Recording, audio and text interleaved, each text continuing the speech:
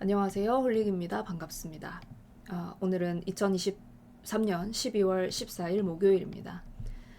새벽 시간 동안에 연준이 올해 마지막 통화정책회의를 열고 기준금리를 예상대로 동결했습니다. 연준은 현재 기준금리, 미국의 기준금리는 5.25에서 5.5%입니다. 2001년 1월 이후 22년 만에 가장 높은 수준이고 최근 9월, 11월, 12월 3회 연속 금리를 동결했고 이것은 시장의 예상과 일치하는 부분입니다. 지난 미국의 소비자 물가 지표 같이 봤었죠. 지난해 같은 기간보다 3.1% 올랐는데요.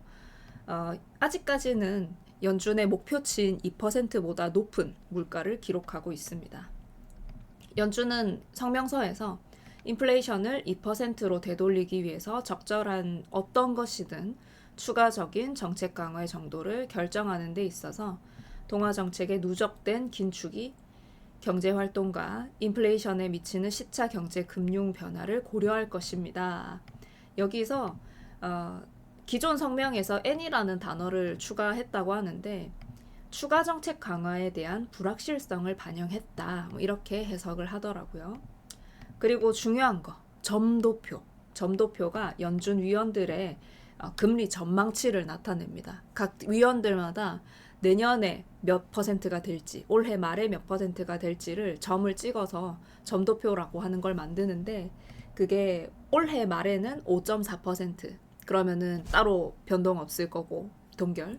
내년 말에는 4.6%. 그러면 올해 말에 5.4이고 내년 말에 4.6이면 최소한 3번 이상의 금리 인하를 할 수 있다는 얘기죠. 연준 위원들의 평균적인 시선이 그렇다는 거죠. 이 점도표 내용 때문에 시장이 많이 오른 거라고 생각하시면 돼요.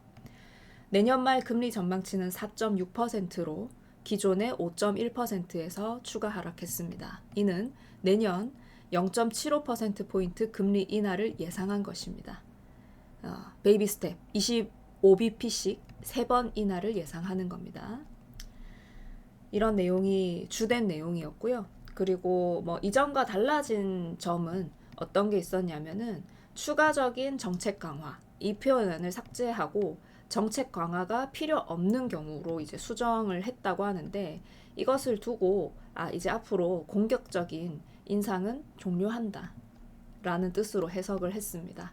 그리고 인플레이션과 관련해서는 인플레이션이 지난 1년간 완화되었다라는 표현을 추가하고 높은 수준을 유지하고 있다라는 표현은 그대로 있었다고 합니다.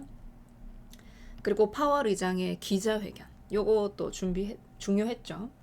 기자회견에서 어떤 얘기 하셨냐면 이번 회의에서 위원들은 추가 금리 인상 가능성을 고려하지 않았습니다. 많은 경제 지표가 정상으로 돌아오는 중이고 우리는 강하게 느껴지진 않지만 충분히 했다라고 생각합니다. 요거 되게 중요했어요. 충분히 했다. 우리는 충분히 했다. 그리고 인플레이션 리스크에 여전히 주목할 것이고 인플레이션이 완화했지만 여전히 높다라고 했고요. 긴축 효과가 완전히 체감되진 않고 대신 기업의 고정 투자가 고금리의 압박을 받고 있습니다. 그리고 이거 중요합니다. 연준의 긴축 정책이 사이클상 고점이거나 고점 부근에 도달했습니다. 앞으로 다음 질문은 언제 정책을 되돌리냐는 것입니다. 이제 파월 의장의 그동안의 긴축적인 발언을 고려했을 때는 굉장히 완화된 발언이긴 하죠. 기준금리를 너무 오랫동안 높게 유지하는 위험에 대해서 인지하고 있으며 경기 침체는 인하 압박을 강하게 넣을 것입니다. 이번 인플레이션은 수요 과부하 인플레이션이 아니며 시장에서는 물가가 2%에 도달하기 전에 금리를 복구하고 싶을 것을 알고 있다 라고 얘기를 했고, 그리고 파월 의장의 이런 발언 이후에 시장 또 변동은 했지만은 어쨌든 아주 큰 상승을 만들었고요. 달러가 하락하고 금리도 하락하고 증시가 오르고 달러 외 다른 통화와 골드 같은 상품들까지 모두 크게 상승을 했습니다. 전문가들도 아주 완화적인 스탠스라고 표현을 했고요. 시장에서 어쨌든 크게 반응을 한 것이 중요하죠. 시장에서 반응한 바대로 내년에는 금리 인하를 할 수 있다는 기대감으로 나스닥이 연고점을 갱신하고 지금 산타랠리로 이어져 가고 있습니다. 이제 오늘로써 마지막 FOMC가 끝이 났고요.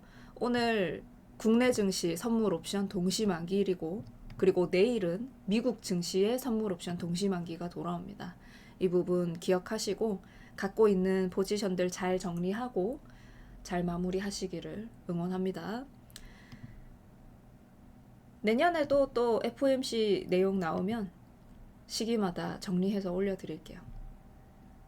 시청해주신 분들 감사합니다.